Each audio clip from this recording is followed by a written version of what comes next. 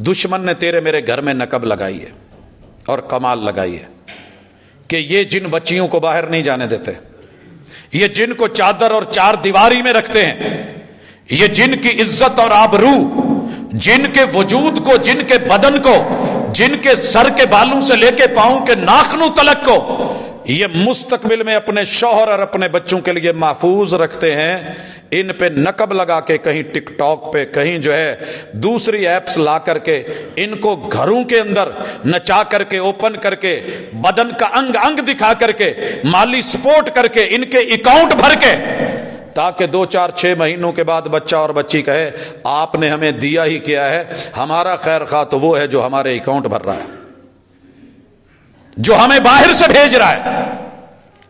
میں ایک سوٹ لینے کے قابل نہیں تھی، اب میرے گھر ہیں، میری کوٹھیاں ہیں، میری کاریں ہیں، میرے انسٹیٹیوٹس ہیں، میرے جناب یہ وہ سب کچھ ہے۔ تو پھر یہ ماں باپ کی کہاں سنے گی، کہاں اس خوشی میں، کہاں محبوب، کہاں یہ سنت، کہاں ایسی۔ یاد رکھیے اے طائر لاہوتی، اس رزق سے موت اچھی جس رزق سے آتی ہو پرواز میں کوتاہی۔ جو عزت گھر سے چلی گئی تو باقی بچا کچھ بھی نہیں۔ ان العزت، یاد رکھیے یقیناً یقیناً عزت، سب سے بڑی عزت اللہ کی ہے، رسول کی ہے، مومنوں کی ہے۔ اگر ان 3 عزتوں کو پامال کر کے چھلانگ لگائی، پوری دنیا بھیڑیا بنے گی، کمنٹس پاس کرے گی، آپ کو داد ملے گی، آپ ہنسیں گے، خوش ہوں گے، فخر کریں گے۔ فالوورز کتنے ہیں؟ یاد رکھیے یہ کثرت فالوورز کی لے کر کے دنیا میں بھی جلائے گی۔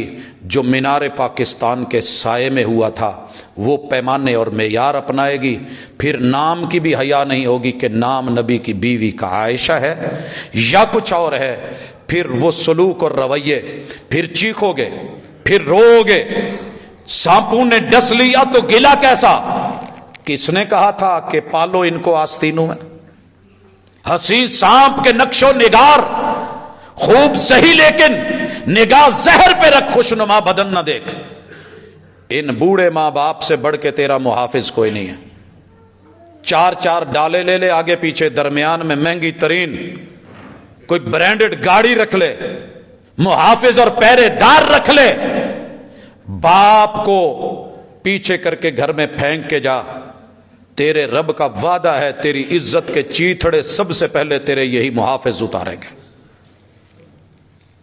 پھر رونے کے لیے آنسو ہوں گے، پھر آپ شعر و شاعری کریں گے، مغموم ہوں گے، پھر سیڈ میوزک سنیں گے۔ کسی کے ایک آنسو پہ ہزاروں دل دھڑکتے ہیں، کسی کا عمر بھر رونا یوں ہی بیکار جاتا ہے۔ جب تیرے باپ کے آنسو کی قدر نہیں رہی تو پھر کل کو تیرا رونا کون دیکھے گا؟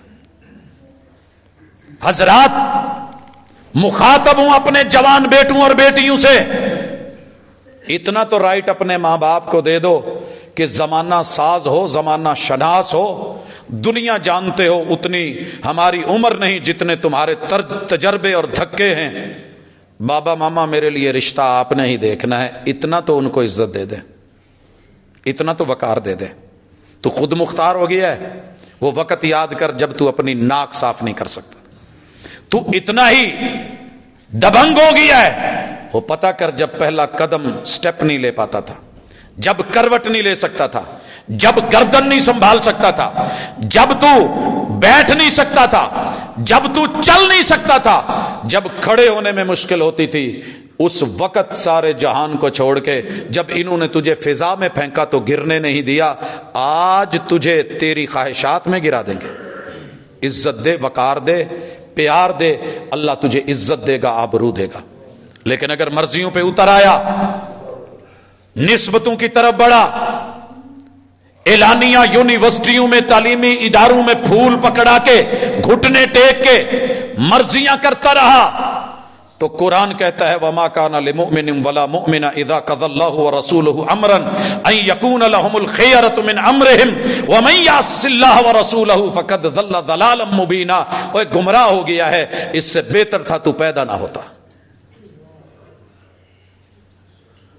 گھر سے بھاگ کر کے، کسی کی عزت کو بھگا کر کے، عدالت میں پہنچ کر کے، وکیل کروا کر کے، جج کے کٹہرے میں آ کر کے وہاں نقلی جھوٹے گواہ لگوا کر کے اور نکاح خاں سے 2 جملے بول پڑھوا کر کے تو سمجھتا ہے میں جیت گیا، یہ تیری جیت نہیں بچے، تیری ہار ہے۔ میں اسی مصلے پہ یہاں بیٹھا تھا، ایک نوجوان آیا تھا، اسی درد کو خطبے میں سن کے چیخا تھا، آنسو چھم چھم برس رہے تھے، اور میں نے پوچھ لیا تھا کہ بھائی ہوا کیا ہے؟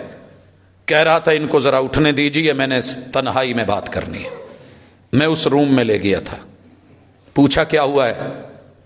کہنے لگا پتہ نہیں تھا، جوانی کا جوش تھا، جذبہ تھا، جنون تھا، خوشی تھی کہ میں نے 5 بھائیوں کو نیچا دکھایا، بوڑھے ضدی اڑیل ویلن باپ کو میں نے مات دی، اس کی ماں کو میں نے روتے ہوئے، لیکن میری اس لڑکی نے بڑی وفا اور پیار اور لحاظ رکھا ہے، ہم نے عدالت میں بھاگ کے نکاح کرا ہے، آج میں 4تھی بیٹی کو جنم دے کے یہاں آیا ہوں، پہلی بھی بیٹی، دوسری بھی بیٹی، تیسری بھی بیٹی، چوتھی بھی بیٹی، مجھے یوں لگ رہا ہے کہ میرا رب مجھے میرے عمل کی سزا دے رہا ہے۔ سزا و جزا حشر پہ ہی نہیں موقوف، زندگی خود بھی گناہوں کی سزا دیتی ہے۔ 4 بیٹیاں ہیں، سزا کیوں محسوس کر رہے ہو؟ کہا مولانا جیسے لوگوں کا مسجد میں نکاح پڑھاتے ہو، میں کسی دن بیوی کو اوپر لے آتا ہوں، میں نیچے بیٹھوں گا تو ہماری تجدید نکاح تو کر دیں۔ میں نے کہا پچھلے نکاح کو کیا ہو گیا ہے؟ وہ مولویوں کے فتوے کہاں گئے؟ وہ فقہا کی فقاہت کہاں گئی؟ وہ تیرا مسلک کہاں گیا؟ وہ تیری عدالت اور جج کا اعتماد کہاں گیا؟ وہ تیرا وکیل اور وکالت کہاں گئی؟ وہ گواہوں کی گواہی اور شہادت کہاں گئی؟ وہ نکاح خاں کے جملے اور بول کہاں گئے؟ اعتبار نہیں رہا۔ کہتا ہے میں اعتبار نہ کرتا تو کیا کرتا، وہ جھوٹ بول رہا تھا بڑے سلیقے سے، اس نے قسمیں اٹھا کے کہا تھا میری فیس دے، تیرا نکاح پکا ہے۔ میں نے کہا اب تو 4 گواہیاں، 4 نشانیاں، 4 بیٹیاں، اللہ نے اولاد دے دی ہے۔ کہنے لگا جی کچھ فیل ہو رہا ہے، آج ٹوٹ گیا ہوں، نکاح دوبارہ پڑھا دے۔ میں نے کہا تھوڑا ویٹ کر، میں تیرے ساتھ ہوں، نکاح پڑھاؤں گا، تجدید کروں گا، زندگی رہی نہیں تو میرا کوئی بھائی پڑھا دے گا۔ ایک کام کر، ان 4 کو پال، ان کو جوان ہونے دے، اور جب جوان ہو کے ان کے پر پرزے نکلیں، ان کو روکنا مت، ٹوکنا مت، اور جب یہ تیری مخالفت کریں تو کہنا بیٹا ٹھیک ہے، یہی کل کو میرا ماضی ہے، یہی میری سوچ ہے، ماں بولنے لگے تو روک دینا، یہ گھر سے نکلنے لگے تو رونا مت، آنسو مت بہانا، ان 4 کو جج کے سامنے پیش ہونے دینا، عدالت میں جب ان 4 کے نکاح ہو جائے میرے پاس آ جانا، میں تیرا تجدید نکاح کر دوں گا۔ چوٹ پڑتی ہے تو پتھر بھی صدا دیتے ہیں۔